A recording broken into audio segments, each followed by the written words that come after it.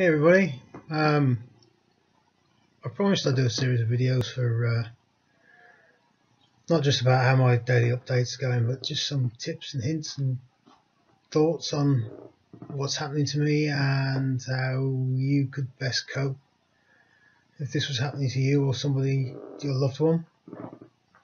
So I thought this video I'd just do some tips on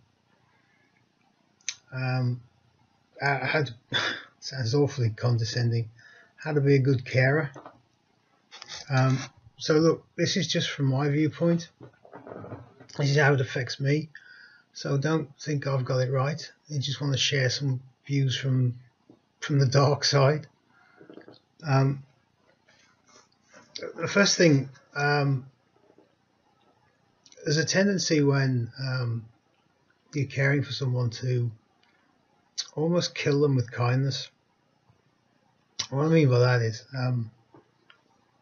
example where when I first came out and I was lying in bed here, and I reached down for a cup of tea that was by the side of my bed, and there was about 7 hands all reached out to grab the cup of tea to pass it to me. Everybody wants to help, but the problem is that you start to rob us of our independence. And I know it's not meant to be like that. Absolutely not. It's all done from the right place. But it's the one thing that happens when you're in hospital. You absolutely lose your individuality, your independence.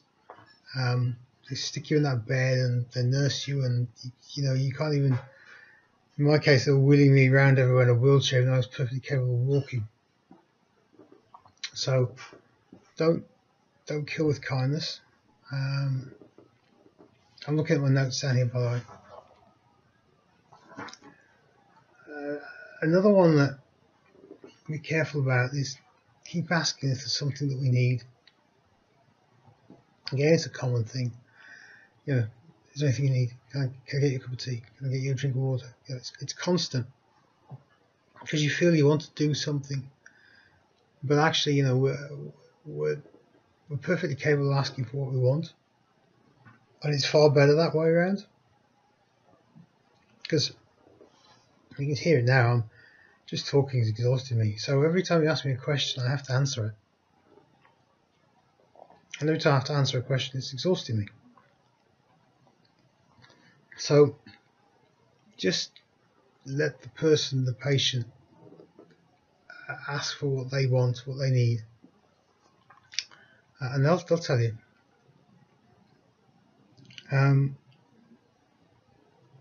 The other thing to accept is nobody's perfect. There are going to be times when the patient pisses you off, and you're going to lose your temper. You're going to have flashpoints. And the best thing I can say there is get over it really quick. Get the apologies out of the way really quick. Don't fester on it. Just move on. It's no good for either of you. And forget it. Don't feel you have to keep apologising for it. It's done. Forget it. Move on.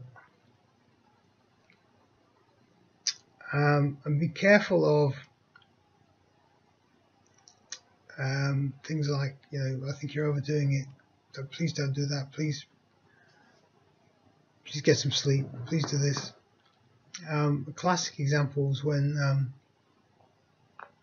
I first came out. I was like a bull at the gate. I was at home and there was things I wanted to do, and I was free from the shackles of a hospital.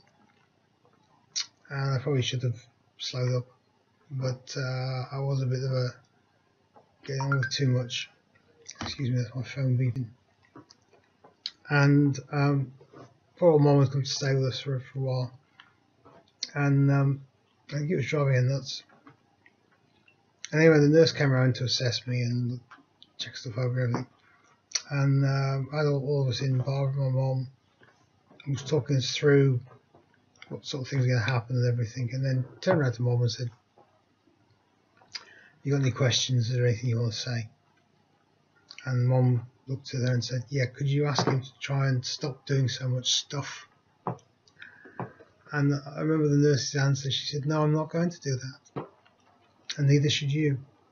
if he wants to do it, he's got to learn that if he overdoes it, it's going to tire him. He's only got so long on this earth.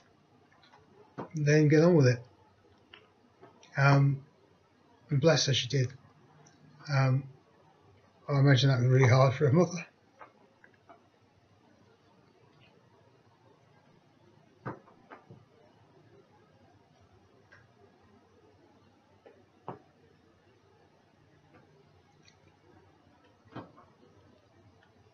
So,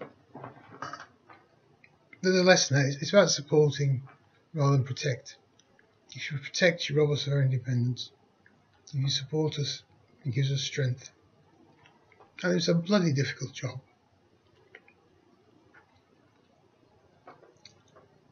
The only other thing I could say is, and I'm going to repeat this when I talk about how to be a good patient, because that's the next video, because we have a duty of care as patients, is talk. Get the boundaries right about how you want to be treated, both of you.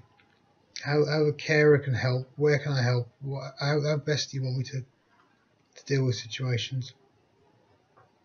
Routines are very good. If you get into routines of certain things, Barbara and I have a routine about how we handle the drugs.